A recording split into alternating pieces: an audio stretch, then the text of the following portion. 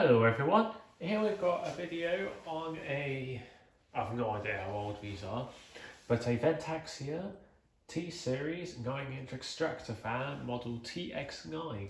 Now I got this off a fellow fan collector and good friend Lenny, who also, he's the same person I got the Vent-Axia standard range 12-inch from. He's managed to source me this.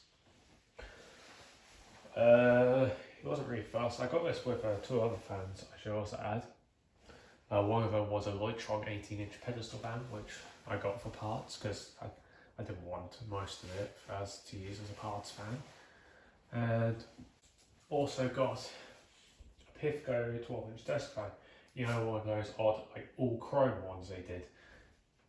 He had one and he was off and he let me have it free, so I didn't complain.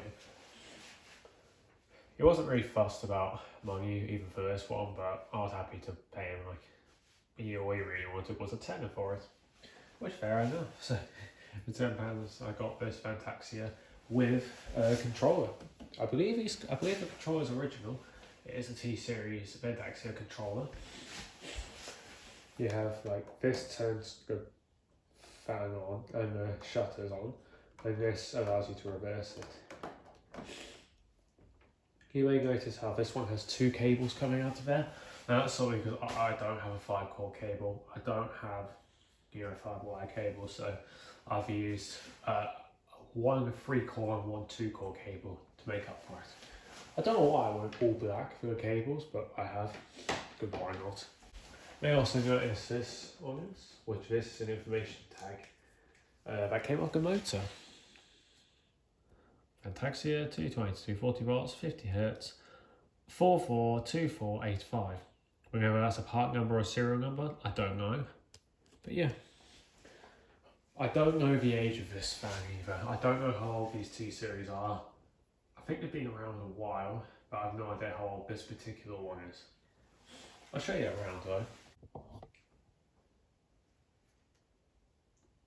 Side view. Back view. I think it might have had a back grille. That's not like this one. It might have. I don't know. I think these had a back grille as well, but this one doesn't have one. Unless it didn't. I don't know. Yeah, luckily this one is as complete as, well, mostly complete. I think. If they had a back grille and this one doesn't, oh well. But at least mechanically, it's pretty much complete. Because yeah, I've got a controller, the capacitor inside here is all in there and all installed correctly. Opening one of these up is actually quite simple. If you want to remove one of these blades, because this one was covered in cobwebs and dust and whatnot, you can clearly tell it's been sat around a while. But with this one, if you want to take the blades off, it's just a pulley mechanism, a bit like a 6 or 7-inch desk fan. You just pull the blades off. There you go. Just pull the blades off and they'll come off. Might put up a bit of a fight, but they weren't like horrible to get off. The motor is held in with 3 screws. You can take that to get the motor off, and there's 3 more screws to actually disassemble the motor entirely. But luckily this motor's quite free.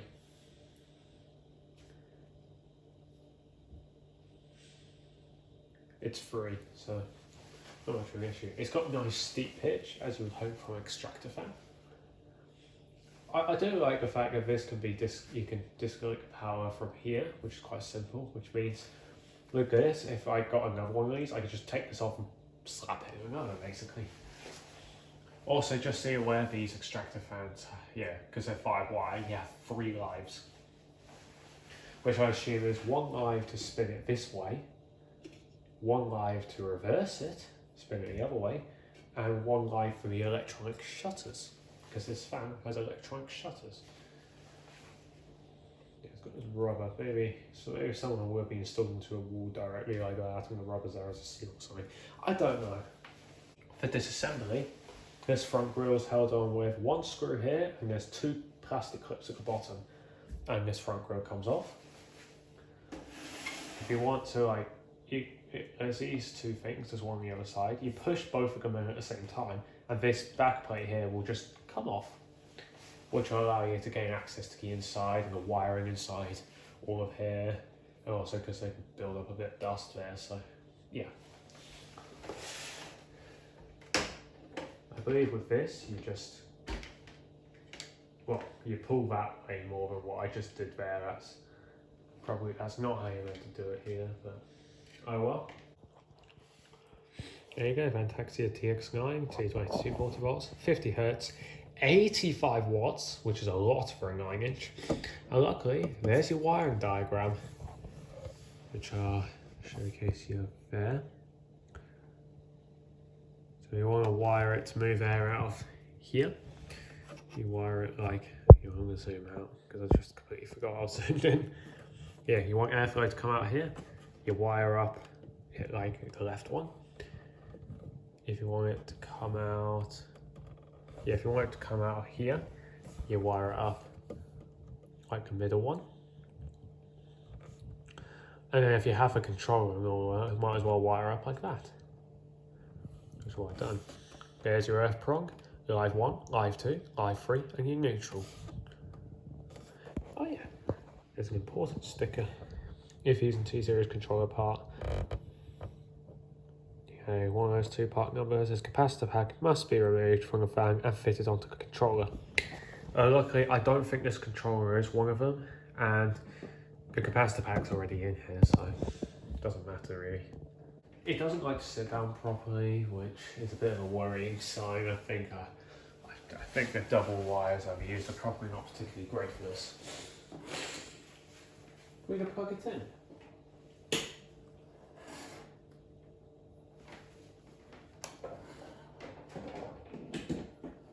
I'll put the controller inside. But yeah, you flick this on. There you go, your shutters are on. Electronic shutters, how about that?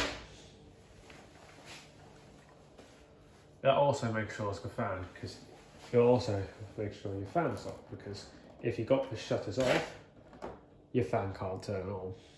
You can wire it directly so the fan can run with the shutters off. You can do that, but if you have the controller wired up like I have, you can't run the fan with the shutters off. I think we should begin. So that's how it's set, so airflow moves that way.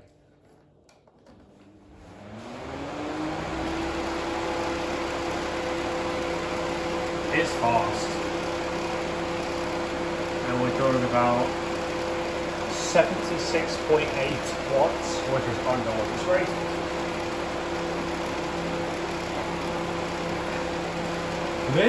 These T-Series are monsters in air. These are monster air movers. As soon as I'm shaking a bit.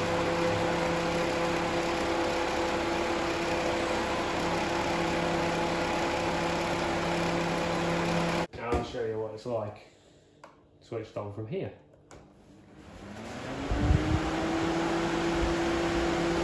It's fast. And the amount of air this thing outputs is insane. It's actually a lot. Let's see if I can get a reading.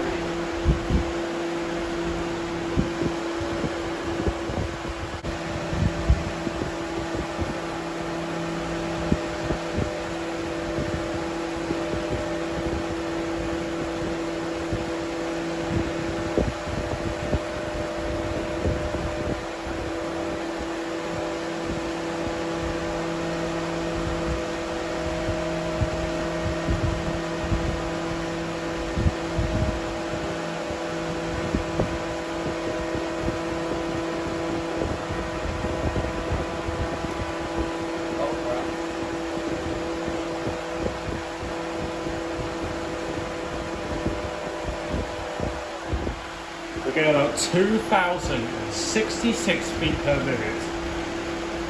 That is insane.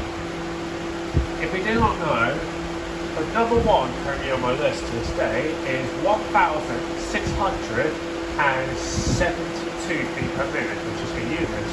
I retested the units and some of the calors, and the blue like 5 volt power, the 100 watt one, and The units were not 1,672, both of them. So the unit for this dwarfs it with 2,066. That is insane. That is insane. This thing completely outperforms any fan I've got. And it's only a 9-inch. Imagine what a 12-inch is like. That's going to be a proper monster. I'm going to let Henry Phantom Moore has a 12-inch one, even though I'm pretty sure on his video he's saying they're like really, really fast. These are monster fans. Let's turn it off.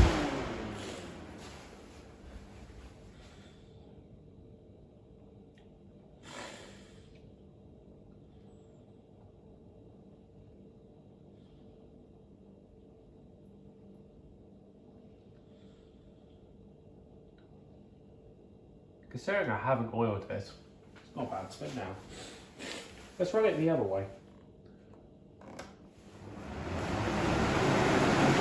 It's a lot louder.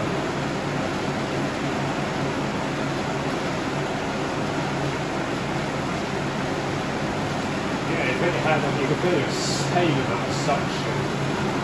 I don't want to touch those blades, we don't want to actually break them because they don't feel very sturdy. I mean, compared to the stone range, it doesn't feel less sturdy. But I still like these. And now there's decent out there. Nothing compared to where I'm from. That is ridiculous. 85 watt, 9-inch extractor fan, completely out of course, 92-inch pencil fan, and a 100 watt 12-inch desk fan.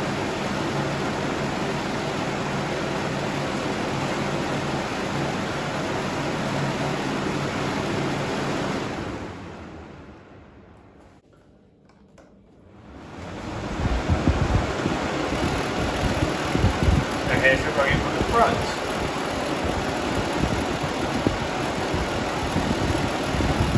Still shakes a bit, which is a bit worried, but it's not really stinky grease.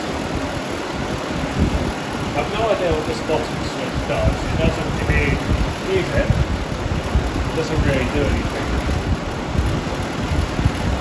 The fan runs at the exact same speed and puts the exact same power regardless of what you select. But I don't know what it is. Is it a multi-speed thing? I don't know. It might be a multi-speed thing. Or my best guess is because I think the camera wire that has the back in here is probably for 3-speed thing. I don't know. Let's turn the fan off. I really like this fan. It outputs a ridiculous amount of air.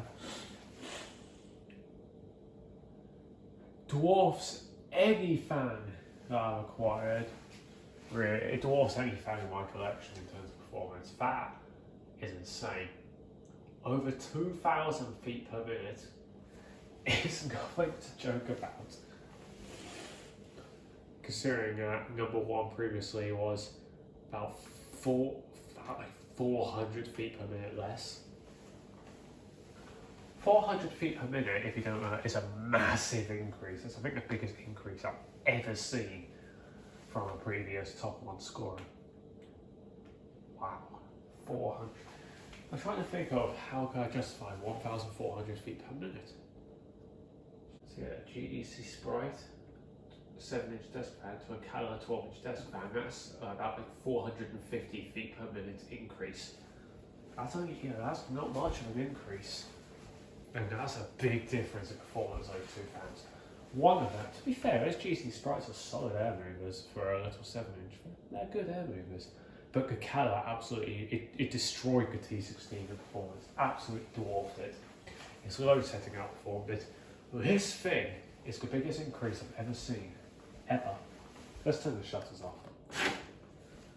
But there you go. That is my Vent-Axia T series 9-inch extractor fan model TX9.